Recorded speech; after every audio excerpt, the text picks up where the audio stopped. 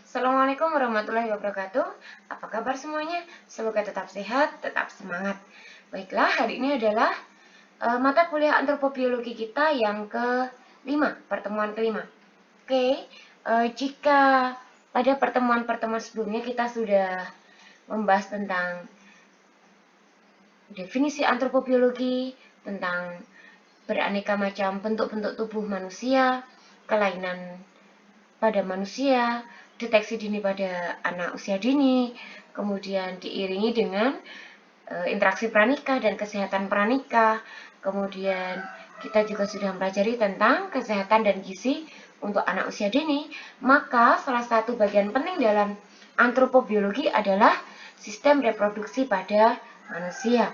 Anda sebagai guru PAUD nantinya harus memahami tentang sistem reproduksi pada manusia. Kenapa? Karena sistem reproduksi manusia berhubungan langsung dengan anak. Anak di sini adalah objek langsung bagi para guru PAUD. Oke, langsung saja kita masuk pada apa tujuan dari reproduksi. Ya, tujuan dari reproduksi adalah mempertahankan keberadaan jenisnya. Apapun makhluk hidup yang ada di muka bumi, baik itu manusia, hewan maupun tumbuhan, maka dia akan bereproduksi dengan tujuan mempertahankan keberadaan jenisnya. Kita sempitkan lagi, manusia bereproduksi adalah untuk mempertahankan atau melestarikan keturunannya. Maka tidak mustahil bahwa dalam salah satu tujuan pernikahan adalah untuk mempertahankan atau melestarikan keturunannya. Baik, untuk proses reproduksi sendiri dalam tubuh manusia diatur oleh sistem reproduksi. Manusia memiliki dua jenis, yaitu laki-laki dan perempuan. Jenis yang lainnya tidak perlu kita bahas. Kemudian masing-masing jenis tadi memiliki sistem reproduksi yang berlainan dan saling membutuhkan. Nah, ini ada sepintas kilas tentang sistem reproduksi manusia yang ada di dalam tubuh laki-laki dan perempuan. Bentuknya memang beda sesuai dengan fungsinya masing-masing. Bagian-bagian di dalam tubuhnya juga berbeda. Nah, alat-alat reproduksi pada laki-laki yaitu sepasang testis, saluran-saluran kelamin, kelenjar-kelenjar tambahan, dan kemudian penis. Alat reproduksi laki-laki yang pertama testis. Testis adalah kelenjar kelamin penghasil sperma dan hormon testosteron. Saluran kelamin itu terdiri dari beberapa. Yang pertama adalah vasa efferentia yang fungsinya adalah menampung sperma. Ya, ini adalah kantong sperma. Kemudian epididymis, yaitu mengabsorpsi sperma hingga kental dan menyimpan sperma sementara selama 3 minggu.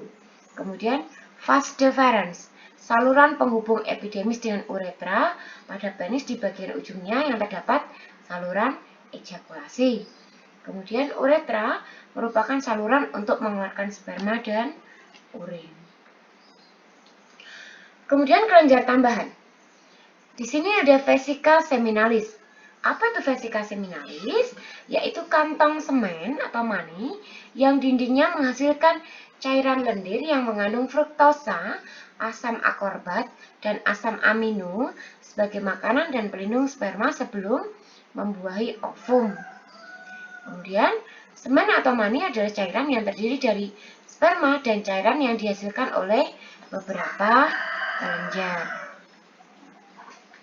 Kelenjar tambahan itu sendiri ada kelenjar prostat yang fungsinya adalah menghasilkan cairan basah yang berwarna putih susu.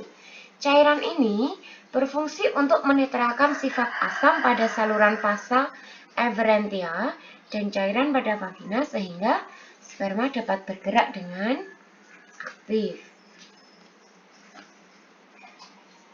Kemudian kelenjar tambahannya juga ada kelenjar Kauperi atau bulburetralis, yaitu penghasil cairan pelicin. Kemudian alat reproduksi yang selanjutnya adalah penis, merupakan alat kelamin luar yang berfungsi untuk memasukkan sperma ke dalam tubuh wanita atau perempuan, ya. Nah, kita masuk pada alat reproduksi perempuan. Ada sepasang ovarium, ada oviduct atau tuba falopi, ada uterus, ada vagina, ada organ kelamin bagian luar. Ya. Sama seperti laki-laki, alat reproduksi pada wanita ada dua. Yang pertama alat reproduksi luar dan ada alat reproduksi dalam. Alat reproduksi luar itu terdiri dari vulva, labia mayora, labia minora, ada klitoris, ada himen, ada lubang saluran vagina. Kemudian alat reproduksi dalam ada ovarium, ada oviduct atau tuba falopi, ada uterus dan vagina itu sendiri. Kemudian kita masuk pada alat reproduksi bagian dalam. Di sini ada ovarium atau indung telur, merupakan kelenjar kelamin yang memproduksi ovum atau sel telur dan mengekskresi hormon estrogen dan progesteron.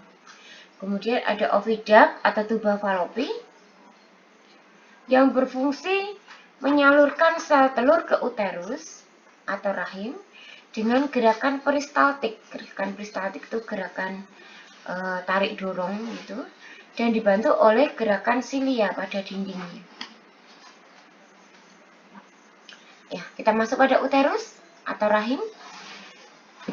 Uterus atau rahim adalah tempat berkembangnya embrio.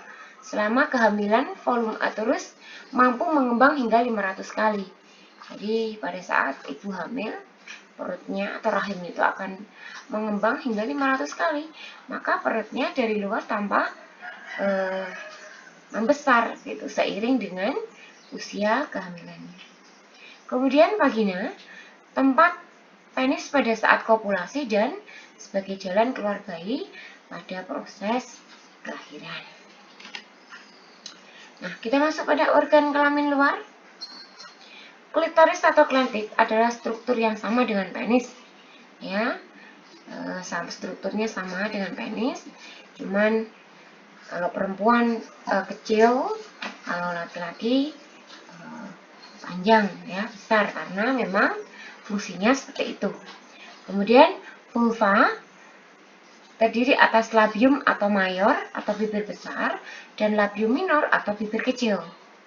Kemudian ada lubang saluran kencing, ya, sebagai saluran pengeluaran air kencing gitu. Kemudian lubang vagina, bagian terluar dari vagina. Kemudian fundus, bagian lipatan paha. Ya. Kita masuk pada pembentukan sel kelamin laki-laki. Ya, di sini pembentukan sperma saja, ya. Yaitu pembentukan sperma disebut juga spermatogenesis. Spermatogenesis bersifat diploid dan selalu membelah diri secara mitosis sehingga berjumlah banyak. Sebagian spermatogonium membesar menjadi spermatosit primer. Dan spermatosit primer terus membelah diri secara meiosis membentuk spermatosit sekunder. Spermatosit sekunder membelah diri kembali secara meiosis menjadi spermatid. Spermatid berdiferensiasi menjadi sperma. Tiap-tiap sperma memiliki jumlah kromosom setengah dari jumlah kromosom spermatogonium. Nah, ini adalah proses dari spermatogenesis. Ya, jadi di mana spermatogoniumnya membesar menjadi spermatosit primer. Kemudian spermatosit primernya membelah diri ya, membentuk spermatosit sekunder. Ya, ini membentuk spermatosit sekunder di sini. Kemudian membelah diri kembali menjadi ini spermae. Jadi sperma.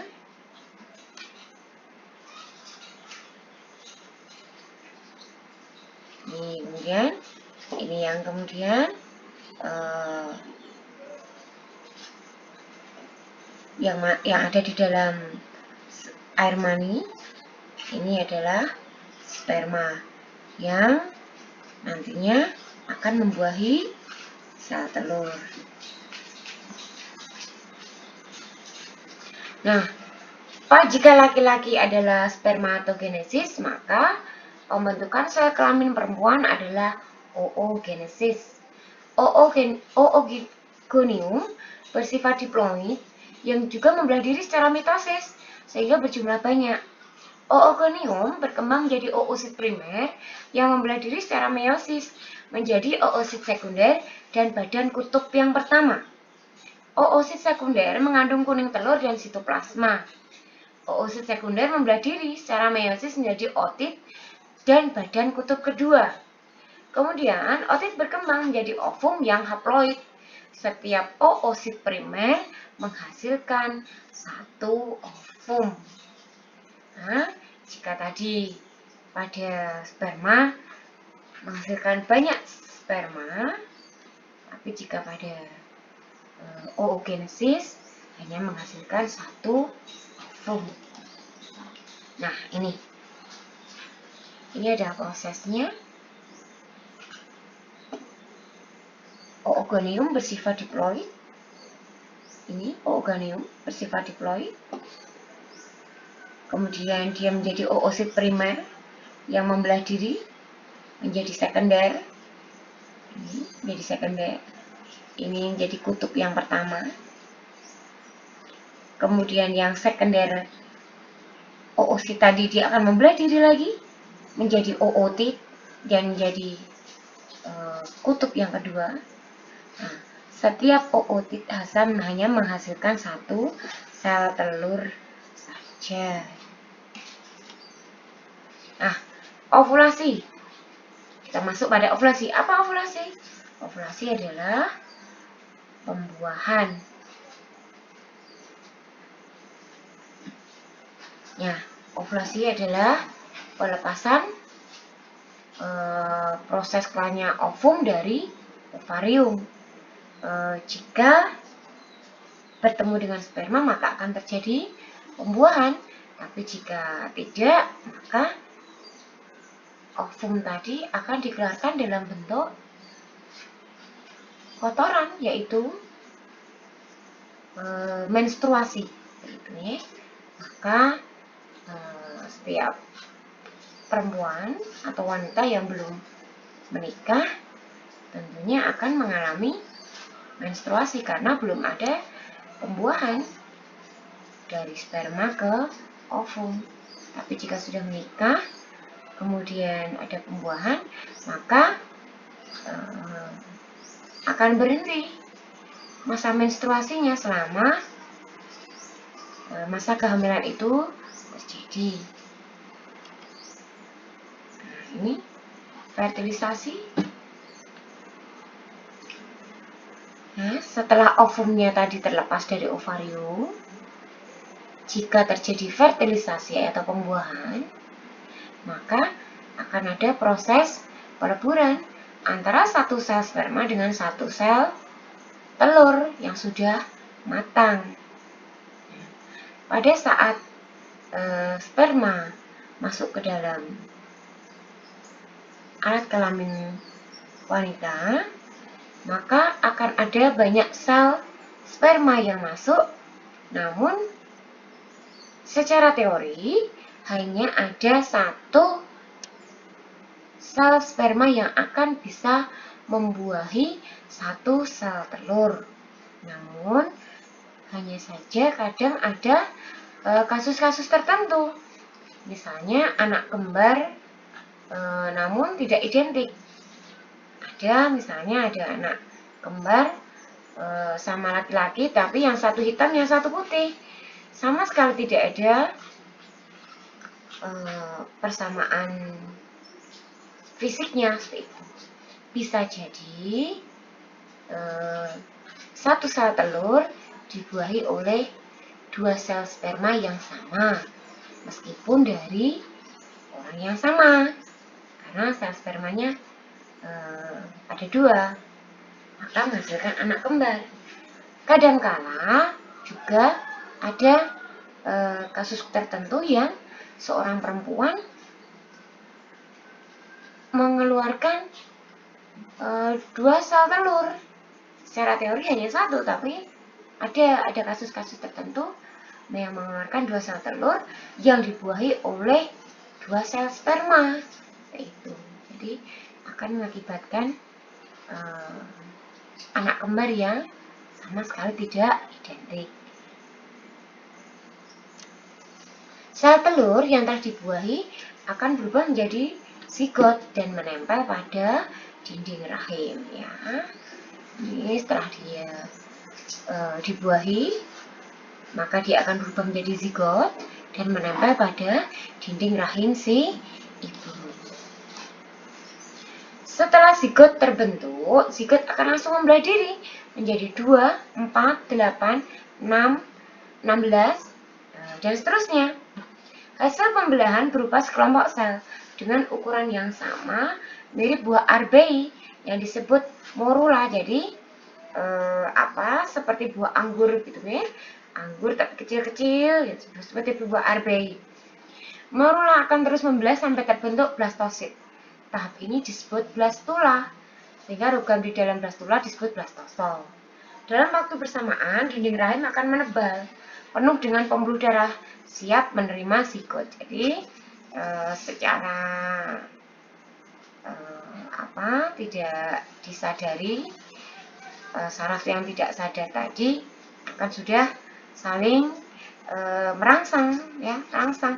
Begitu ada pembentukan zigot, maka dinding rahim akan dengan sendirinya dipenuhi dengan pembuluh darah, siap untuk menerima zigot tadi. Kemudian zigot yang menempel pada dinding rahim siap untuk berkembang, yang kemudian berubah menjadi embrio. Nah, ini. Kemudian akan terbentuk plasenta dan tali pusat sebagai penghubung antara embrio dengan ibunya. Jadi setelah berubah menjadi zigot, menempel pada dinding rahim, berubah menjadi embrio, maka akan ada semacam tali, ya, tali pusat yang menghubungkan antara si embrio dengan ibunya. Nah, fungsinya apa? Fungsinya untuk menyalurkan sari-sari makanan dari ibu ke embrio tadi, janin tadi. Embrio dikelilingi cairan amnion untuk melindungi dari bahaya benturan. Ini yang biasanya disebut kawah, air kawah gitu ya.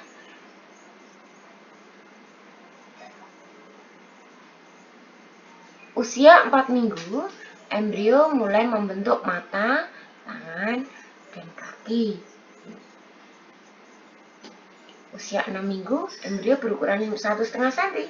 Sudah ada otaknya, matanya, telinga, jantung sudah berkembang, namun belum sempurna.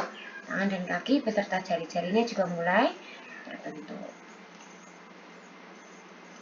Usia 8 minggu, embrio sudah memiliki organ lengkap. 8 minggu itu sekitar 2 bulan. Ya. Jadi organnya sudah lengkap. Sudah berubah menjadi fetus atau janin. Setelah usia kehamilan 9 bulan, bayi siap untuk dilahirkan. Nah, ini adalah gambar kehamilan, proses kehamilan ibu, mulai dari usia 1 bulan, usia 2 bulan, kemudian membentuk janin, ya, atau fetus. Masuk usia 3 bulan sudah terbentuk, 4 bulan sudah terbentuk, 5 bulan lebih sempurna, 6 bulan juga. Nah, kita lihat posisi anak, posisi janin di sini. pada saat dia masuk usia 8 bulan, maka anak atau janin sudah posisi kepala sudah menghadap di saluran vagina ibu, saluran kelamin ibu. Kenapa? Karena pada saat kelahiran memang kepala dulu yang harus dikeluarkan dari vagina. Jika anak ini tidak pada posisi yang seperti itu, biasanya kita sebut sungsang seperti itu ya. Secara teori memang harus melakukan operasi. Namun kadangkala ada kasus-kasus tertentu yang bisa lahir normal, hanya saja beresiko sangat tinggi. Nah, ovum yang tidak dibuahi, dinding rahim yang telah menebal dan penuh dengan pembuluh darah akan rusak. Jadi setiap masa subur perempuan diiringi dengan pelepasan ovum tadi dari ovarium, maka dinding rahim akan menebal oleh sel-sel darah tadi. Nah, jika tidak terjadi pembuahan, maka sel-sel darah tadi akan rusak, akan runtuh bersama-sama dengan ovum keluar dari vagina yang kita sebut dalam proses menstruasi. Nah, ini gejala menstruasi yang sering kita temui ya. Ada mual, ada nyeri otot sendi, ada kram pada perut. Ya, itu secara fisik. Kemudian secara psikologis, mudah marah dan tersinggung karena hormonnya terpicu tadi karena ada peluruhan ovum dan sel darah merah yang ada dalam rahim tadi. Dan sakit kepala, kemudian mudah lelah. Maka hormon yang ada di dalam tubuh manusia perempuan yaitu estrogen dan progesteron juga bekerja pada saat gejala menstruasi sehingga mengakibatkan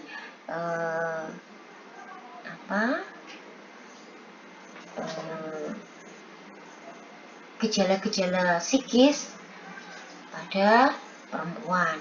Namun secara gejala fisik juga ada. Nah, apalagi jika ini adalah wanita atau perempuan dengan kasus-kasus tertentu, misalnya kurang darah merah, kurang sel darah merah, atau ibu-ibu yang sudah mulai menopause atau yang sudah di atas usia 40, maka rasa sakitnya ini akan lebih terasa seperti itu dibandingkan dengan perempuan di usia-usia subur di bawah 40 tahun dan juga dalam kondisi sehat.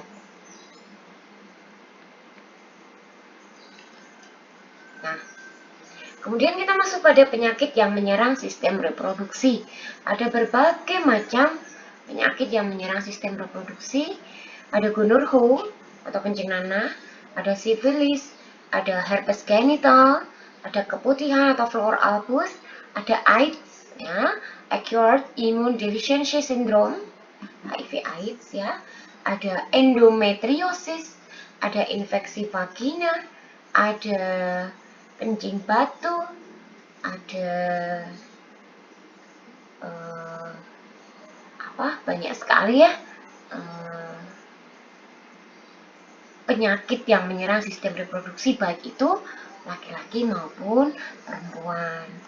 Baiklah, tugasnya adalah membuat PowerPoint untuk presentasi berbagai macam penyakit yang menyerang sistem reproduksi. Saya minta ini adalah tugas individu. Setiap individu hanya mengupas satu macam penyakit saja, namun secara lengkap, baik itu tentang penyebabnya, kemudian yang diserang adalah laki-laki atau perempuan, atau dengan usia-usia tertentu, penyebabnya apa, bagaimana cara menyembuhkannya, bagaimana cara mencegahnya, kemudian virus apa yang mengakibatkan terjadinya penyakit tersebut. Segala macam tentang penyakit tersebut saya minta secara lengkap, secara rinci dipresentasikan. Kita mulai untuk minggu depan. Baiklah, saya rasa untuk kuliah online kita, pertemuan antropobiologi pertemuan kelima, cukup sekian. Terima kasih atas kehadirannya, terima kasih atas semangatnya. Untuk pertanyaan-pertanyaan yang tidak tertampung nanti bisa dimasukkan ke dalam WA group seperti itu. Dan jangan lupa untuk kesimpulan materi hari ini di WA group. Oke, terima kasih. Wassalamualaikum warahmatullahi wabarakatuh.